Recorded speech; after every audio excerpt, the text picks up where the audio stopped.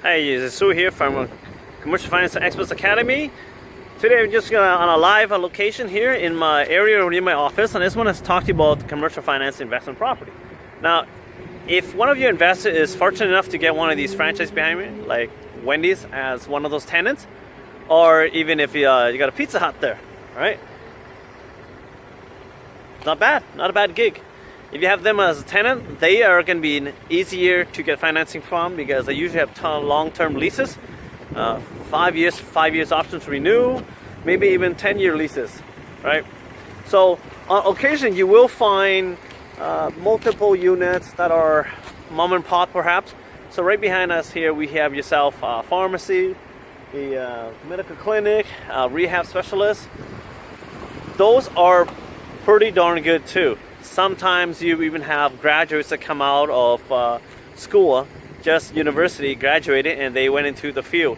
Perhaps they're not doctors, but pharmacists, massage therapists, perhaps even people who are in the industry doing RMT, like registered massage therapists.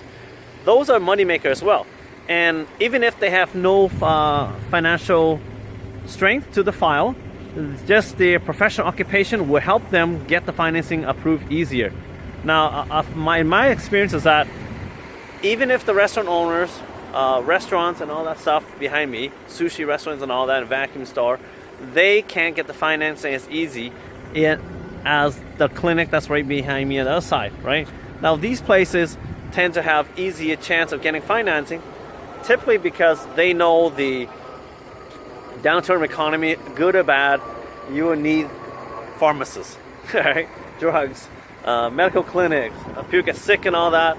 And anybody who owns a medical clinic, I've actually had a client that actually purchased several of these. They go and open up new ones. Once it's stable and easily managed by itself, self-managed, they go buy another one. And that's how they duplicate their success, which is really, really cool if you really think about it. Their operating income hasn't really shown yet, but the banks will like to offer the financing because they know in any market there's not an issue about income producing, right?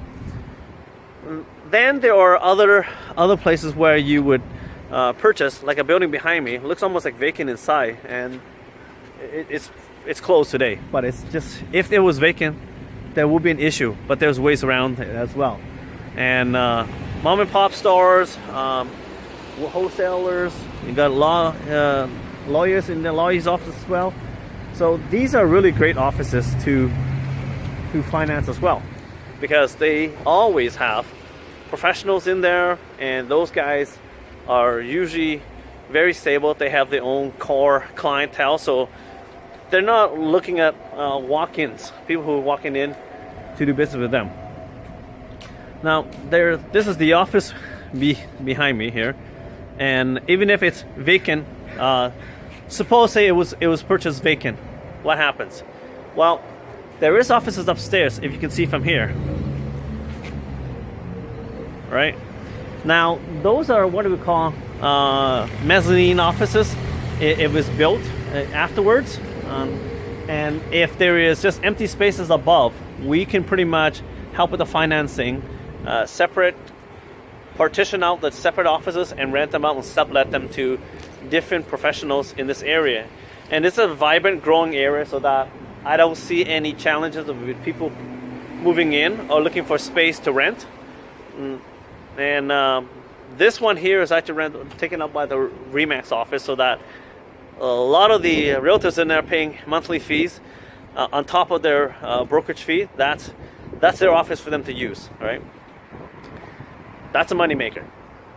So debt servicing is not an issue when you have more people living in not living, but leasing out in a smaller space by subletting it. That's one way to overcome any shortfalls in regards to if the market rent is not that good. Well, these are higher paying tenants because they're getting added service, right?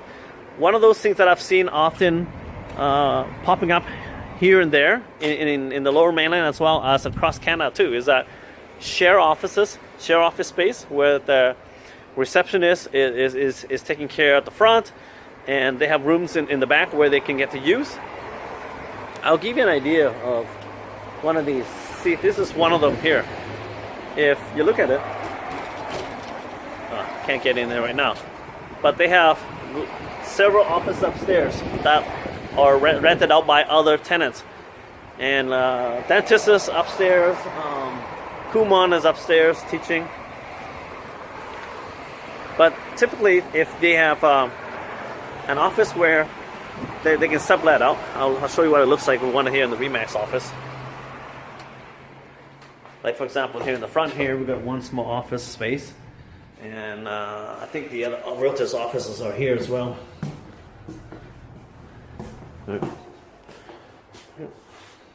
Sublet outs, smaller and smaller spaces. But that's one way to basically get the revenue so that it can support any lease that you may have. And we've got an awesome secretary receptionist in the front. Right. This is an idea. So if you were to purchase a place where there is room for mezzanines, for renovations and all that stuff to add value, this is one of those. Like with training room, boardroom, you can have shared space to use and all that. And I think this is a meeting room. Yeah, it is. Yeah. Does a job, right? So if you have investors, just ask them to look at the property and see what kind of value they can bring to the place. And that's one way to increase the revenue so that you can be able to finance anything you want to purchase. It's just creativity, and the people will come. You provide the place. Leasing is very expensive everywhere you go to nowadays. So if this is the kind of thing you can do by adding value, you can get the financing a lot easier. And pretty much like in commercial financing, the sky's the limit, as I said. All right, so hopefully you learned something new today in regards to different types of leasing, different types of property you can help finance, and what the possibility is in real life scenarios here. Okay, do you like it? Click like, comment below if you have any questions, and subscribe to the channels, and I get future updates automatically. Take care, have a good one.